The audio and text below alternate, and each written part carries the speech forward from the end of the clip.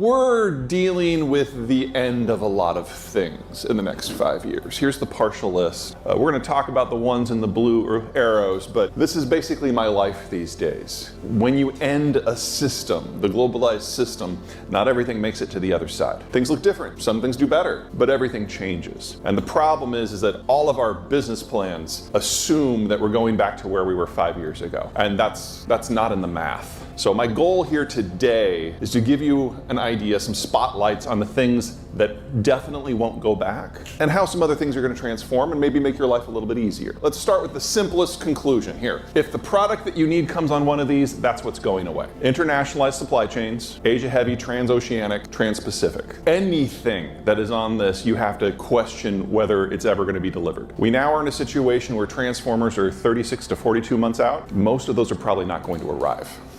If it comes on one of these, you're probably okay. Roughly 80% of the trade between America and Mexico is on truck, and there's a number of reasons why that's not great from a logistical point of view, but just for identifying what's going to last. Everything in that category probably will. That's the cheat version.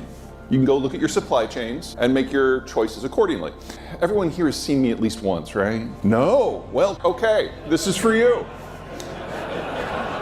This is a standard demographic profile. You got children at the bottom, young adults, mature adults, retirees at the top, men on one side, women on the other. Mortality built it into a pyramid. And when you have a pyramidal demographic like this, there's a few common characteristics. Number one, it's consumption driven, because populations below age 40 consume a lot. They're raising kids, or they're buying cars, they're building homes. That spending drives most modern systems, 70% in the case of the United States. But their workers don't have a lot of expertise, so the value add is pretty low. They have to import capital because most capital in a system comes from people over age 40, people who the kids have left home and the house has been paid down. And so in a system like this, consumption driven, low investment, high imports, inflationary. This is Korea in the 50s at the dawn of the globalized era. Globalization meant that we could move off the farm and into towns to take industrial jobs. And when you do that, kids go from being free labor to an expense, and adults aren't dumb, so 2 generations on, here's where the Koreans are now. Very different model. People aged 40 to 65 have decades of work experience. They're capital rich. That pays for investment, that pays for the tax base. But there aren't a lot of young people to consume. So you get a more disinflationary economic model that has to export because there's not enough people locally to buy all the stuff. And the whole world has gone down this Korean path at different speeds from different starting points. But the point is, this capital-rich environment that we become used to, this was always never more than a moment in time.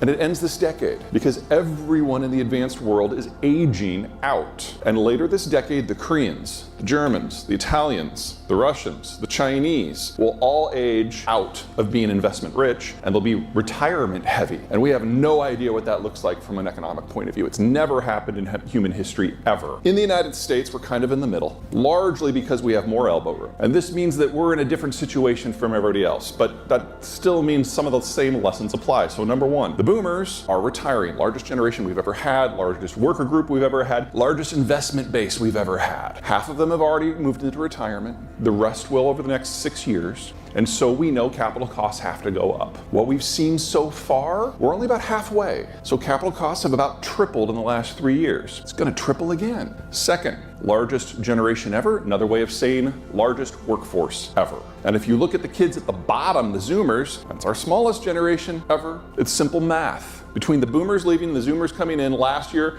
we lost out of the workforce 500,000 workers. It'll be about that same loss again this year. And that number will increase every year for the next 11 before the annual shortfall peaks at about 900,000 in roughly 2034. Then that number will start to shrink, but we don't expect it to start to grow again in terms of the labor force in large numbers until 2045. So higher, borrow, higher, borrow, higher, borrow. These are the cheapest capital costs and the cheapest labor costs we will have for at least a decade, and in some cases 2.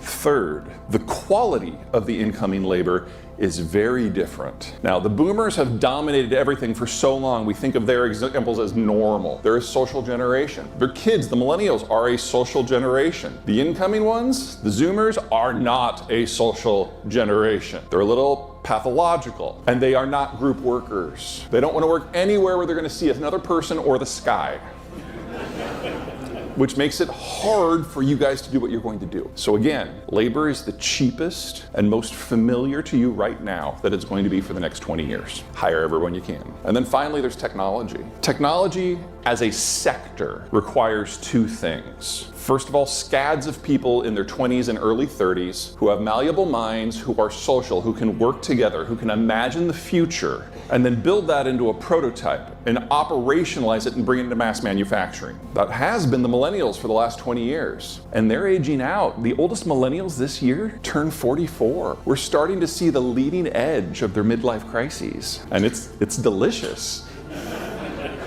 But it also means that that younger block of social people just doesn't exist in the way it has in the past. And the second thing you need for tech is capital, because until you get to that mass manufacturer, there's no income. You have to pay for all of that up front, and the money just isn't there anymore. So even if everything else goes perfectly smoothly, we know we're entering into a tech winter for at least the next 15 years. The pace of advancement is going to slow considerably. That assumes that it doesn't reverse. Here are the big four economies that we care about. US is obviously the healthiest of the rich world.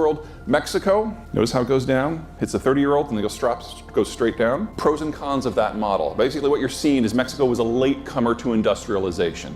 They really didn't start the move from farm to city until NAFTA won in the 90s. Now, if they keep aging at that rate in 50 years, we're gonna have a very big problem. But in the meantime, when you've got a lot of people who are entering their 20s and 30s who don't have a lot of kids, it's a much more consumption-heavy pattern. And so Mexico became our largest trading partner last year. It is a role they will not give up in our lives. There may be some problems down the road in the 2070s. We got time to figure that out, so do they.